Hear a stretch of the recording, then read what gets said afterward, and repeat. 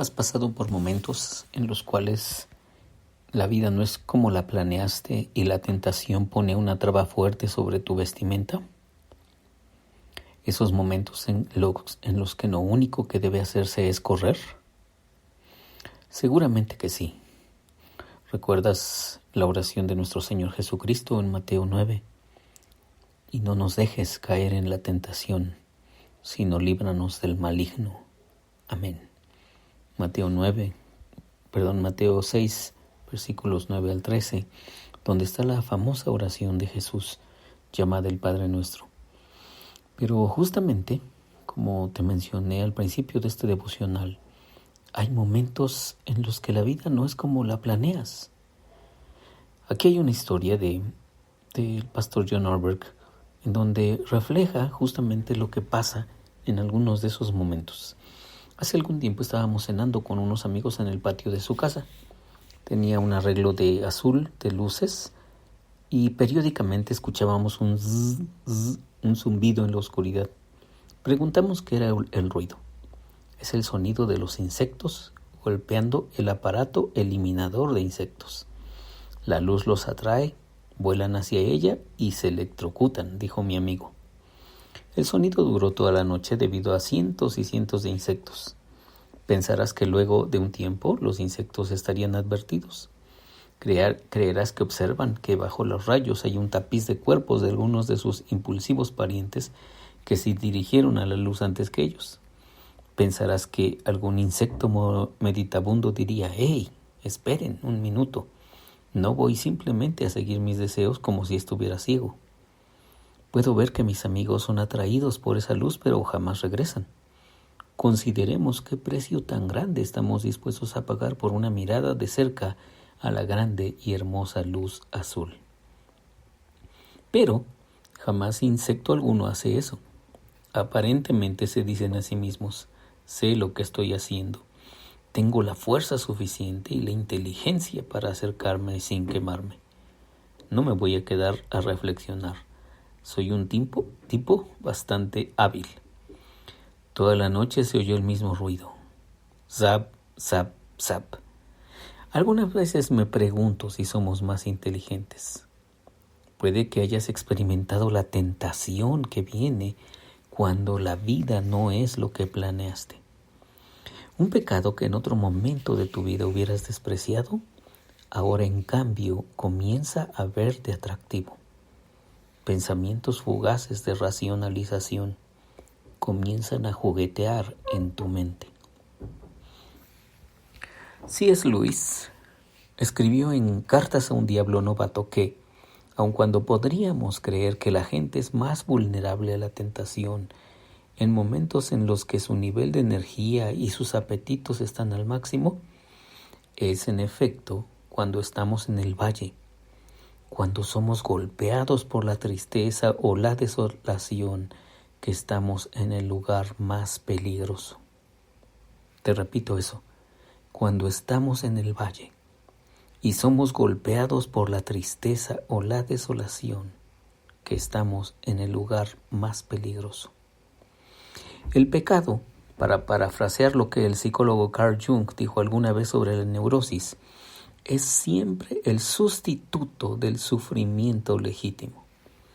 Es un intento por obtener el placer que no me pertenece por derecho o por evadir el dolor que sí me pertenece. Fíjate esta definición del pecado. Es un intento por obtener el placer que no me pertenece o un derecho por evadir el dolor que sí me pertenece. Los problemas y la frustración son la luz azul que hacen que el pecado parezca irresistible. Sé que estoy más sujeto a la tentación que cuando la vida no marcha como la planeé. Una vez regresé a casa del trabajo al final del día en el que las cosas no salieron bien. Me preguntaba si estaba en el lugar correcto haciendo las cosas correctas. Me sentía ansioso con el futuro. Mi esposa y yo nos dirigíamos a cenar y nuestras dos hijas, entonces de 7 y 5 años, no dejaban de reñir en cuanto a quién había invadido el espacio aéreo de quién. Aún después de que les había advertido dejar de hacerlo, Me volví a ellas y comencé a gritarles con una furia que silenció a todos en el auto. Yo sabía que la ira es dañina y que eso estaba fuera de proporción con respecto a lo que habían hecho, pero no me detuve. No quería detenerme. Me sentí con poder y con fuerza, pero cuando terminé, vi una mirada de temor en aquellos ojitos que me anonadó. Me pregunté de dónde vino toda esa ira y por qué la desaté en tan inesperados objetivos a quienes amo tanto. Me di cuenta de que prefería sentir una oleada de poder a partir de una ira mal dirigida que encarar la realidad de mis ansiedades y dolor acerca de ese día de labor y de mi futuro. Un ejecutivo mío me contó sobre un viaje de negocios que no salió del todo bien. Un negocio que pensó había cerrado bien terminó en algo terriblemente mal. Sentado en el restaurante del hotel, lamentando su fracaso, solitario y aburrido, fue abordado por la esposa de Potifar, entre comillas.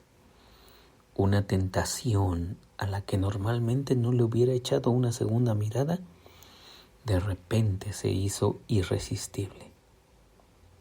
Un estudiante en un parque de juegos conoce el dolor del rechazo durante toda su vida. Pero un día mágicamente es invitado al círculo cercano de aceptación y selección, pero con una condición.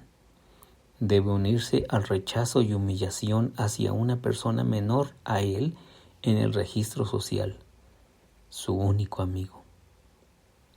Entonces, tarde o temprano, tienes que enfrentar el dolor que hace que la tentación sea tan atractiva. Tarde o temprano, tienes que correr hacia Dios. Todas estas personas conocen la tentación de José, la que viene cuando la vida no es como la planearon. Si José hubiera cedido, habría traicionado al que confió en él, habría traicionado a Dios y quizá nunca hubiese conocido su destino. En vez de ello, huyó. Sabemos que huyó de la esposa de Potifar, de la señora tentación que lo atraía a la luz azul.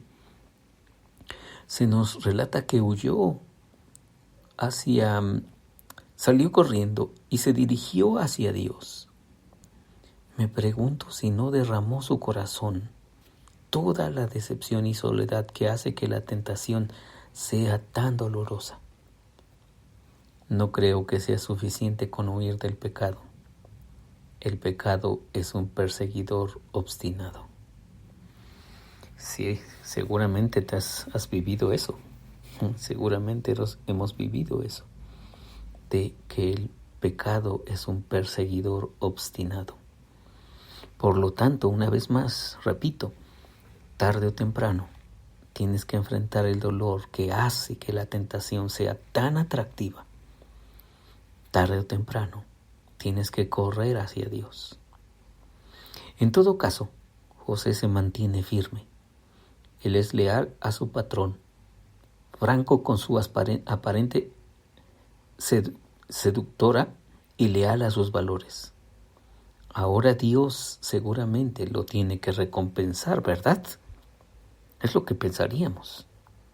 Se ha ganado el derecho de que Dios lo recompense. Pero la señora de Potifar se queda con el manto de José en sus manos.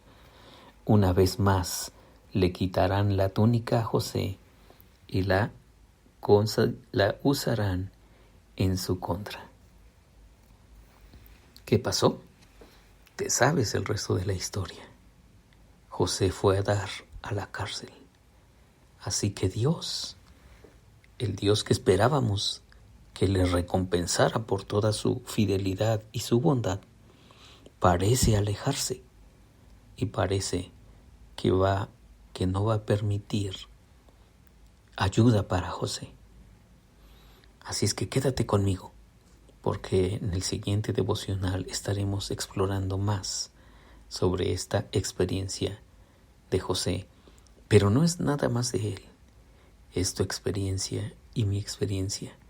cuando tarde o temprano tenemos que enfrentar el dolor que hace que la tentación sea tan atractiva. Y tarde o temprano tenemos que correr hacia Dios. Soy Víctor Hugo Juárez, espero que este devocional ha sido de bendición para ti. Dios te bendiga.